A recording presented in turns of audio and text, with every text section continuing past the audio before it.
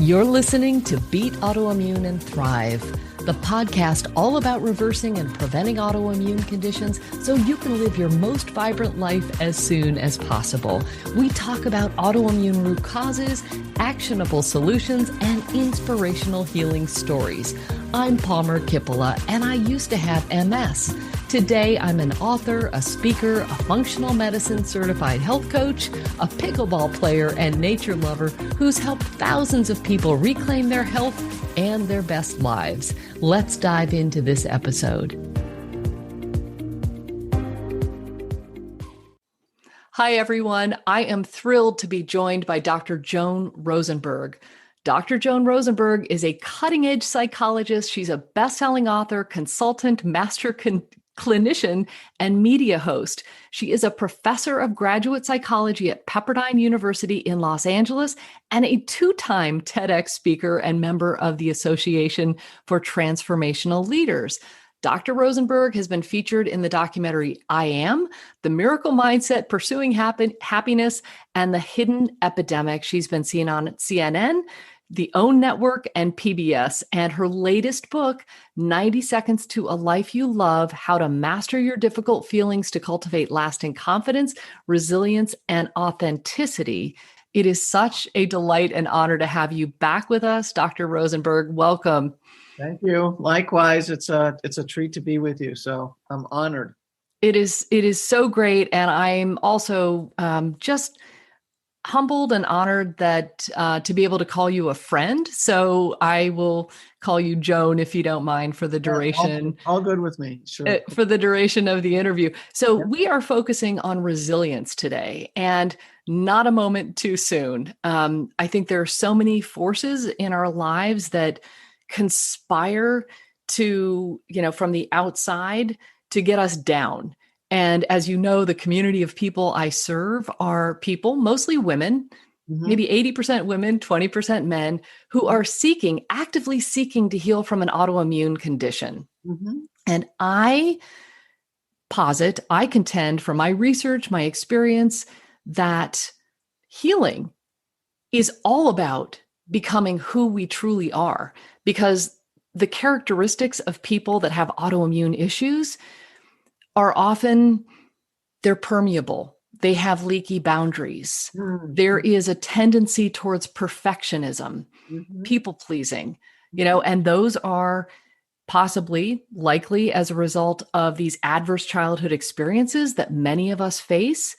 And so we put on these personalities because that's how we get love, or that's the path we think to get love. And so when autoimmunity finally emerges, maybe even decades later, I really view this as, in whole, an opportunity to wake up to who we truly are. And I think part of that is really developing a resiliency that is not just about bouncing back to where you were, but bouncing back even better than before. So we've got a lot of things to dig into, and I really want to take your lead on this, given the context of how I've described what I think is going on and what the invitation is. Well, I'm with you, and I'm happy to do that. The one thing that I would do in listening to kind of your intro there, I do. So given my background and given this idea of resilience, I actually want to challenge one thing that you said, believe it or not. Perfect. You said something about the factors conspiring in life, conspiring against us. Oh my goodness. Listen to that. Perfect. And I don't happen to believe that life is doing anything to conspire against you. So the first thing that I would do is I would challenge that notion. Are there a number of factors that we can be affected by? Yes, I do believe that. And the focus then becomes on how we respond or how we handle what we're experiencing. But I do need to challenge that one notion, and that life is not conspiring to go against you. Life will conspire with you, in the direction that you want life to go. So if you're there with me on that first one. I know. I'm so glad that you did that, because in my heart and in the intro, I have an awareness of that, I know that you do. life is happening for me, right? You're But right. my language that I Right. chose to use actually came from Right. a victim place, right? Right. Right. Yes, exactly. Again, not unusual. I mean, it's a very common kind of response for people to make.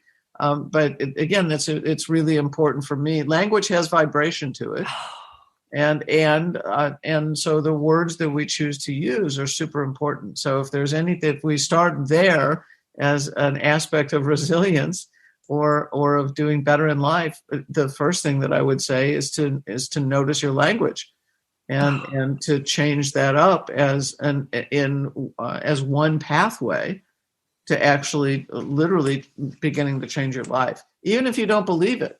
And I'll give you a little mantra to start with. And what I think I talk about this or mention it either, I think I mentioned it actually at the end of my book, the 90 Seconds book. And I think the statement is that I want you to think, speak, and take action in the direction you want your results to be. Yes. So we don't want life conspiring against you. No. All those factors, we want life conspiring with you and for you. So, I can't have designed a better intro, because that sentence, I actually think I was so taken with that sentence. It's all about congruency. Right, sure. That I had a photo quote developed that I sent to you. Right. Because I felt that was so powerful. And right there, what an opportunity for me to learn about being congruent with how I feel, what I think, and what I say out loud. And by the way, yes, could it be that I came from a place of, I don't know how to say this even, dimming myself down to meet people where they are, as opposed to elevating the conversation and challenging people? I don't know. I just need to sit with this. Yeah, possibly you might have been stepping into what you believe the mindset to be of someone who is experiencing autoimmune. Yeah. So, I mean, that's so in joining with them. But again, my thing is always about up leveling and raising. So I want people to live up to expectations, not to live down to them. I absolutely love it. So from your perspective, maybe I like to always start at the beginning. And can you help us with a definition of resilience from your perspective? The easiest way to understand it is, and it's in the dictionary, it's the notion of bouncing back. And so that if somebody has faced some kind of adverse situation, life experience, event, whatever it might be, or multiple experiences like that, the notion is that despite the ways that it may have disrupted your life or where you might have felt like you got knocked down, then the whole notion of resilience is to be able to one aspect of it is perseverance. The other part of it is actually kind of lifting yourself up and bouncing back to where you started, or in the best of circumstances, you're actually by way of the changes that you make in order to be resilient or make use of resilient thinking, all those sorts of things, that you actually are functioning at a higher level than, if you will, whatever the original form was. That's right. It becomes an opportunity for growth. Absolutely. Yeah. I think that is so beautiful. And I think I just love the concept of bouncing back better, because after beating a 26-year course of MS, I didn't go back to who I was before I got ill. Right. That wasn't the path for me. I am in my 50s. I feel more resilient, stronger, more confident and capable now than I did in my 30s or even in my 20s. Right. So I don't want to go back to where right? Yeah. Absolutely. So no, and the beauty of aging is the advantage of wisdom.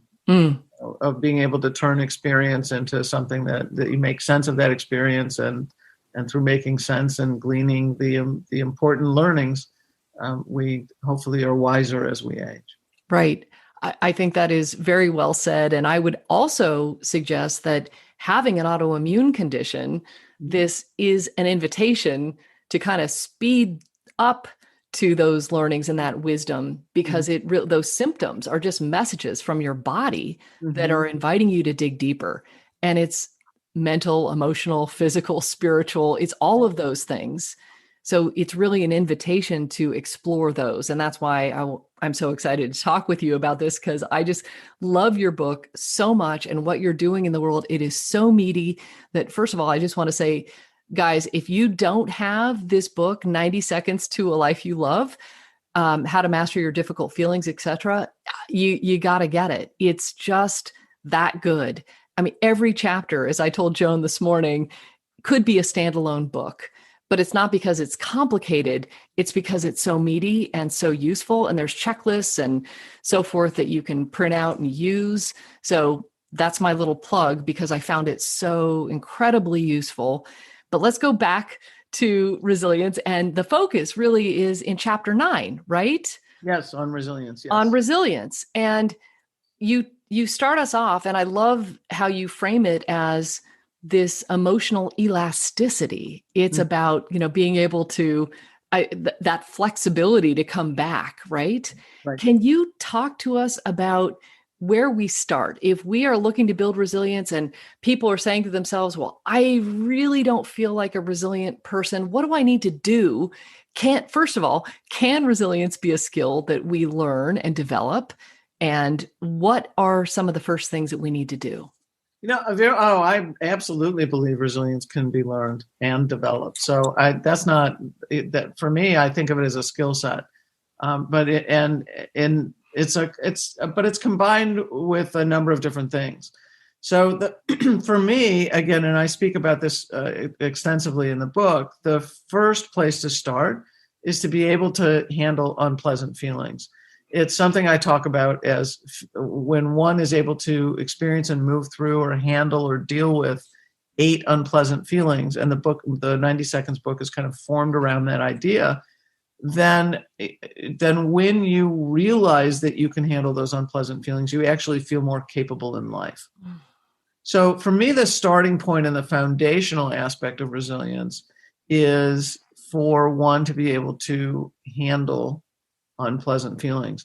And you may go like, what's the deal with that? I hate my unpleasant feelings. Well, my thing is I want to encourage you to love them, because being your capacity to deal with unpleasant feelings means that you'll be able to deal with the undesired outcome of risks you might take or things that you just on an everyday basis might face in life. Yeah.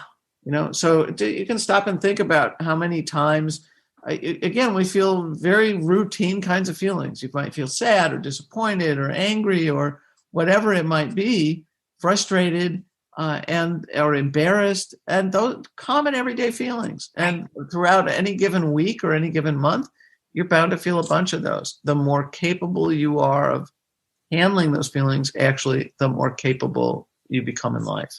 So the foundational piece for me has to do with being able to experience and move through the 8 unpleasant feelings I talk about.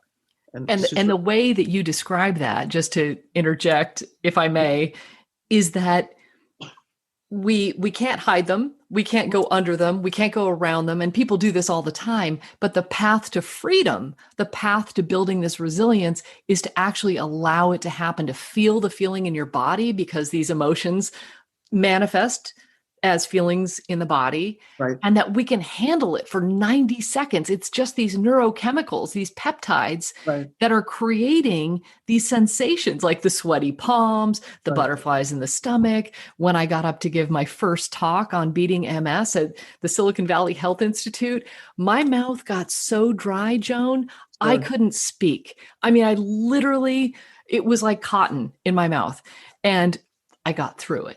Yep. So let me very quickly help people anchor to it. The feelings I'm talking about are sadness, shame, helplessness, anger, vulnerability, embarrassment, disappointment, and frustration. You can handle those 8. You've got a world that opens up in front of you. And as Palmer was just indicating, My experience with this is that you not only feel more capable in the world, you actually feel kind of emotionally liberated. And the key has to do with being able to ride short-lived bodily sensation waves. And it's that those bodily sensations, like heat when you get embarrassed in your kind of chest and face, that that it's being able to ride the bodily sensation that helps you know what you're feeling emotionally. So that's kind of the foundational piece. The second, for me, is asking for help. Wow. Most people look at asking for help or think about asking for help as being a burden to someone else. Yes. And that's not my point of view on it. My point of view is that actually asking for help is a compliment to another person. And so if you stop and think about how you feel when someone turns to you and asks for help, hey, can you give me some advice? Can you give me some guidance? Or, you know what, tell me what the recipe for X or Y is. Or it doesn't matter what the simplicity, if you will, the simplicity or the complexity of the request. The experience typically is one of feeling valued and respected and all kind of honored, if you will, by the ask. And so my thinking is, if you feel that way, don't you think, or don't you imagine that someone that you turn to and ask would feel the same thing? So the whole idea here is to understand really that asking for help is not a burden to someone else. It's actually a compliment to someone else. So my thing is, don't deprive other people of that compliment of you. And so that asking for help, it would be the second most important thing in terms of resilience. We're not meant to go and to be in life or kind of pursue life alone. We're meant to do it with a give and take in life. Wow. I'm just thinking of those of us who have experienced these autoimmune challenges. They say there are personality types associated with this: the perfectionist, the people pleaser, the overworker, overachiever, et cetera, et cetera. These are people who have this go it alone type A plus, as I've heard Scott Forsgren call it, personalities, where it's seen as a weakness to ask for help. No. In fact, at the beginning of the 90 Seconds book, Palmer, I talk about redefining emotional strength. And one of the things that became super important to me as I started in my work and obviously persisted over decades now was realizing how often people framed asking for help in that way, that it's a burden and it means I'm being weak. And it's the last thing I would say to you. That doesn't suggest weakness at all. Asking for help actually asking for help is not weakness. Asking for help is humanness. So that's really the way I look at it. And the whole idea that I really want people to get around that too is that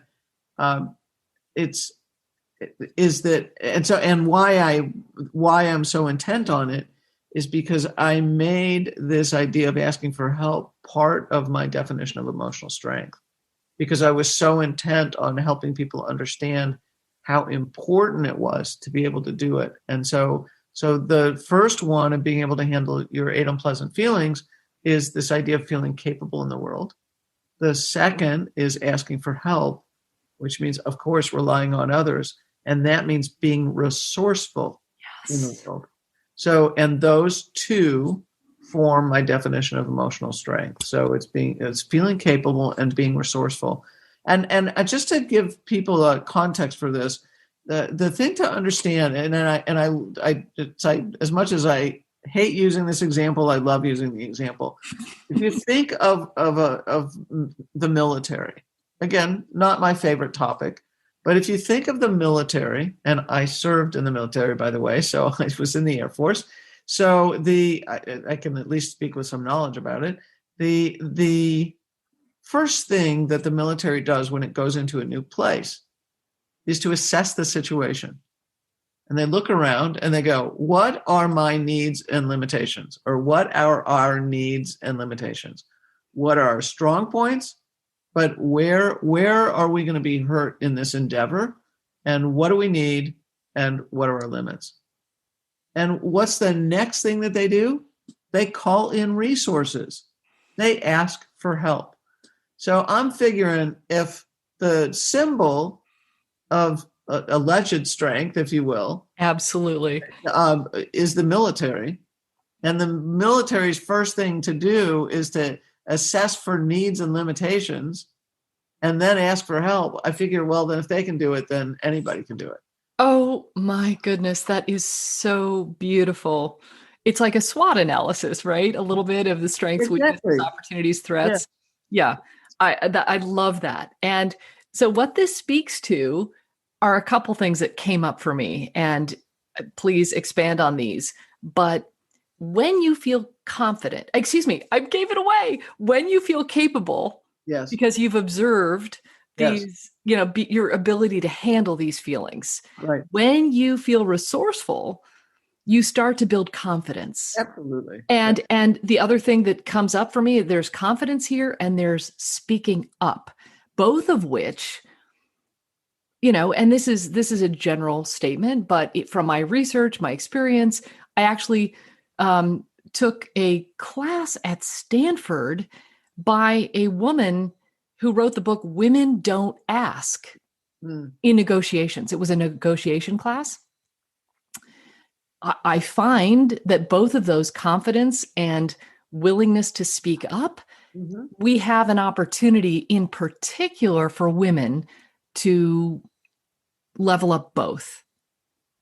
Yes, but what I would want someone to understand is that the confidence doesn't precede the speaking up.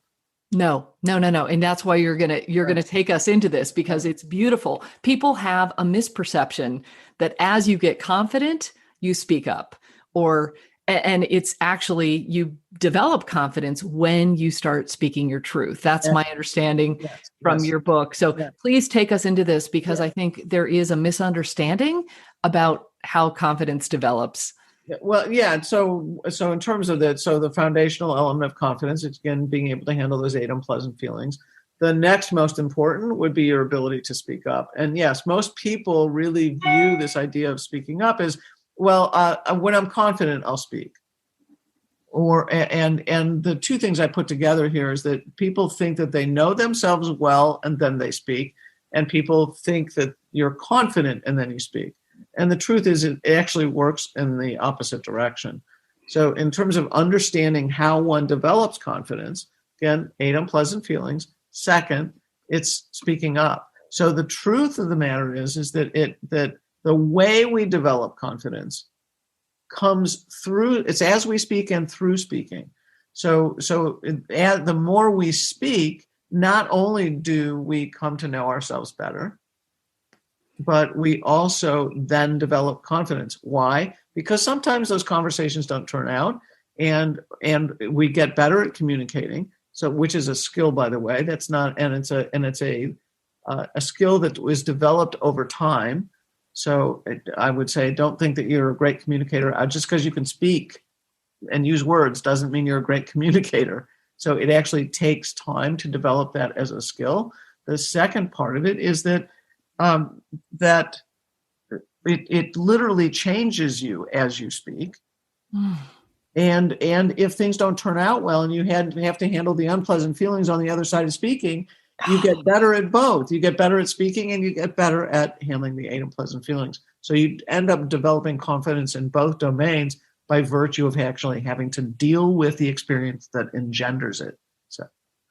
Oh my goodness. It's opportunities for growth all around here, right? And how often, I mean, we're in relationships, whether with a primary relationship or friends or family, we have opportunities to practice this all the time, right? Absolutely, yes. Yeah. And how often are we not speaking our truth?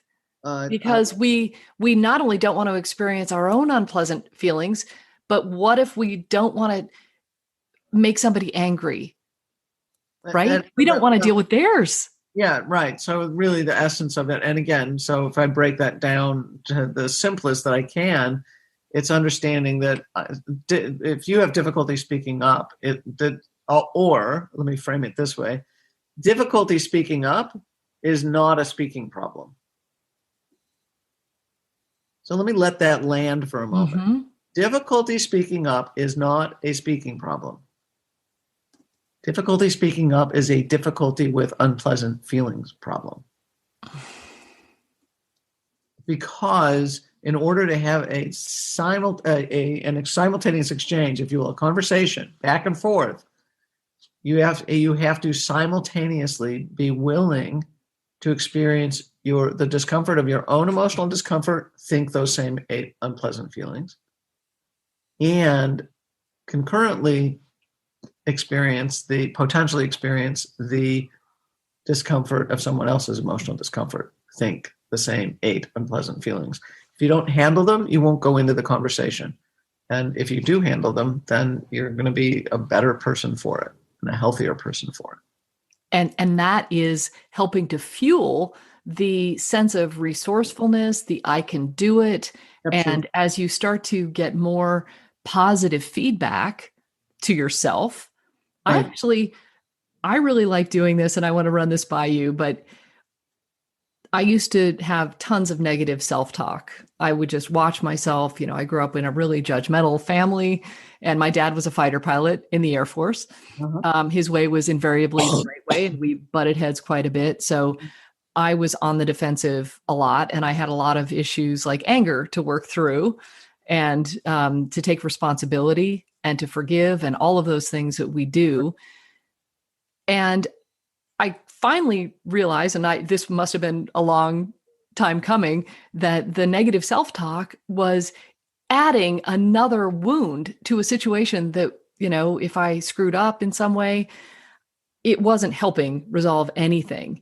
And so to actually be tender with myself and speak to myself in a way that you would speak to a child or your best friend went a long way to helping me grow, I think. Sure. Yeah. Now, well, I would be on a lengthy soapbox about ending harsh self-criticism. So I happen to think it's singularly one of the most damaging things a person can do to themselves. If people are familiar with this idea of the Richter scale for assessing the intensity of an earthquake, the idea of the Richter scale is that every 10th decimal point you go up, it doesn't just go up a 10th. I believe it goes up 10 times. So I have to get that correct. So I don't want to. So I may be speaking a little bit out of turn, but the notion is every decimal point you go up, you're going up exponentially. And what I really want people to understand is that to have you understand is that that's how, in my mind, harsh self-criticism works. Yeah. It's exponentially damaging. And it's a thought hijack of unpleasant feelings. And so when you engage in harsh self-criticism, again, there's no equivalence. So harsh self-criticism, and so if harsh self-criticism and unpleasant feelings are like this, it's actually not like that. They're not equivalent. So just for the sake of drama here, I'm going to put unpleasant feelings here. And then what I want you to understand is that use of harsh self-criticism sinks you. So there's no equivalence. It's exponentially damaging. And that's, so ending that goes a long way in terms of people feeling better. Yeah. But just deal with the unpleasant feeling. Drop the harsh. Drop the story. Drop the story. Drop the story. I love that. So you have another area where you talk about the importance of choosing the right attitude. And I think it's so foundational because I see this all the time. And I don't know if you mean by attitude, and maybe I'll just ask you to describe it, but I know Henry Ford has that famous quote, whether you believe you can or you can't, you're right. Right. There are some people that are just naturally optimistic and sometimes realistically optimistic, but tell me more about what you mean by choosing the right attitude when it comes to developing this resilience. Yeah, so let me do one thing right prior to that, because I want to give people an idea of the variety of things that go into resilience. So So I've talked about two, or we can actually use three big ones, right? This whole idea of being able to deal with unpleasant feelings. Second is asking for help. Third is speaking. Certainly makes a huge difference. Yep. But let's throw in a variety of other things. So getting the right sunlight, the right sleep, the right nutrition, perhaps meditating, prayer, journaling, any kind of faith-based practice, all the kind of basics that people would recommend in terms of well-being. All of those things make a difference in terms of your capacity to feel resilient. So when your body is well cared for and your mind is well cared for in those ways, then that makes a big difference. So let's make sure people understand, or that you understand, that those elements also are all part of resilience. The other big focus that I would want you to understand is the importance of holding what I call resilient attitudes and beliefs. And actually, kind of a broader way of thinking about this is to develop what I call resilient thinking. And the resilient thinking actually goes a little bit beyond what's in the book, but the resilient attitudes and beliefs are certainly there, and the intentions are there. And there's a great checklist available. And so here's how I'd have you think about it. To develop resilient thinking, the first thing to understand is that you can feel one way and think another. So it's like what the heck does that mean? It means that your mood does not define your experience. Just because you're having a reaction to something, that reaction doesn't have to color the whole day. And many times I'll hear someone say, well, that happened and now my whole day is ruined. Well, that's kind of interesting. That's kind of an interesting attitude to hold. How about you're affected by that one event and that's all it is? It's a 1 = 1. One event, one reaction, I'm complete with the reaction and now I can move on for the rest of my day. So the idea that I want to convey here is that you can feel sad, for instance, about something happening, and you can still choose to hold an attitude that you're going to persevere no matter what. So that you can feel one way and you can think another. And so the first thing I want to do is to separate that out for you. It's like, let your emotional reaction be your emotional reaction, and let your capacity to think help you work with the feeling state. So for instance, you can choose optimism over pessimism. So it's not going to ruin my whole day. That one experience is going to be the one experience. And you know what? I'm going to hold the thought that the rest of my day is going to go well. So I can feel sad or I can feel disappointed about whatever it was in the early morning, and I can still think that I'm going to have a good day despite this. Right? So yes. you can feel one thing and think another. So that's super important for you to be aware of in terms of being resilient. So, and what I recommend, choose optimism over pessimism. Totally. We also know from countless studies that kind of thinking actually boosts immune function. So that the pessimistic thinking actually it depletes your immune system. And I'm not the expert on that. I can let Palmer and others speak more accurately and cogently to that. Yeah. But let me then dig into the resilient attitudes and beliefs and that form resilient thinking, and then what I call resilient questions. So resilient attitudes and beliefs might include something like, I'm going to persevere no matter what. Or I'm going to make every life experience I go through be a learning experience for me. Or I can draw on past experiences where I struggled or was challenged and persevered and was successful, and know that I have the strength to face what I'm facing now. Or I know change is the constant, and I'm going to be flexible and adaptive in the face of change. Those are just simple examples of attitudes or beliefs you can hold that will make a difference in your capacity to be resilient. So that's one thing that you can choose into. It's like, so stop and think for a moment as you're listening. What attitudes and beliefs do I hold? And are they compromising my ability to be resilient and bounce back, or are they actually kind of fostering your ability or nurturing your ability to do that?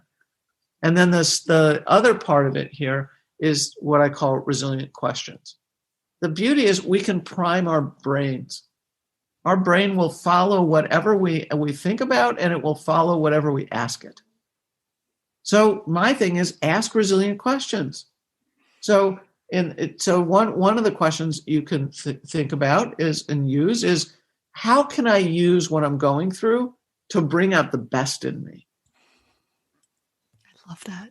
Okay. Or same thing. How, if I go back to the persevering example, how can or what talents and abilities or skills did I use when I had to persevere, face those challenges, and was successful? And how can I bring those forward right now? How can I make use of them right now? I mean, I can go on and on with a list of questions. I think you get the idea. So the notion is start to ask yourself questions that prime your brain to look for the aspects of you and to draw upon the aspects of you that then invite more resilience out of you. So we have resilient attitudes and beliefs. We have resilient questions, and both of those form what I would call resilient thinking.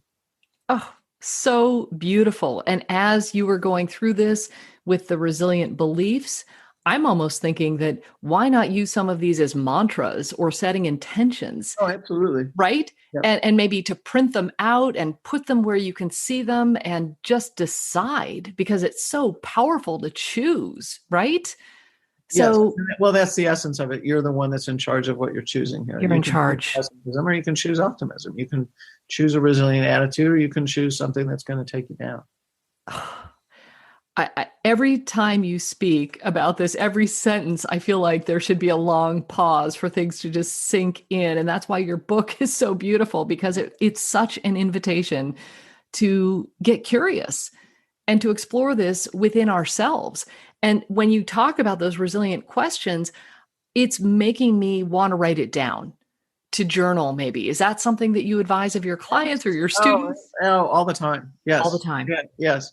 The more we can get clarity on our own thinking, we become healthier. So so whether it's journaling or it's engaging in a conversation with someone else, sometimes I'll whiteboard things. I have a whiteboard and I'll just go right on the whiteboard to make some sense out of something. So anything or drawing, and anything that allows you to get the expression out where you can work with it will make a huge difference. Yeah. I just think this is so beautiful. I almost feel like we're complete in this conversation, but I don't want to cut you off because I could talk to you for hours. Is there anything beyond these gems that you've just offered that you feel like you really want to share that would be a foundational element to helping people feel more resilient? You know what? I'm going to come back to what I said earlier, and so no, this is the essence of it. It's understanding that there's a variety of skills, thinking, doing, being. There's a variety of different things that go into resilience, but I've really kind of encapsulated most of it, and really if you look at all the different researchers, the people who talk about grit or a growth mindset or those kinds of things, and then what you'll find is that most of them talk about one's ability to face adversity and come through it, and kind of the attitudes they hold. And we can choose attitudes, we can develop attitudes, and the more we then, as you said, write them down or have it in front of us on a refrigerator, whatever it might be, then we're imprinting them consistently. So my thing is, yes, do that. Understand that resilience is quite learnable and teachable, if those are words. And that the most simple thing I would come back to is, in terms of resilience, think, speak, take action, in the direction you want your results to be. Oh my goodness. I'm just filled up by this. This is so hopeful, so doable. Thank you for being such a fantastic guide for us as we endeavor to be the best human beings that we can be and to cultivate this resilience. The word flourish is coming up. It's not just about surviving, it's about thriving and flourishing. Absolutely. And as we cultivate these skills at any time in our life, but in particular, I would think this is an invitation to people that have been knocked down by something or they feel that they are a victim of something, to really do that inquiry and get Joan's book. Dr. Rosenberg has a fantastic book. Watch this interview again and again. And, I'm so excited for people to develop their capacity to bounce back better. I'm really grateful to you. Thank you so much for joining us today, for joining me. Can't wait to talk with you again and look forward to it very much. Awesome. Thank you so much. Thank you. Yeah. And that's a wrap. Thanks so much for tuning in. If you enjoyed this episode, be sure to subscribe, share it with your friends and family, and if you feel inspired, please leave a quick review so other people can find it too. Now, if you want to beat autoimmune and thrive, make sure you sign up for my free video training at freeautoimmunetraining.com.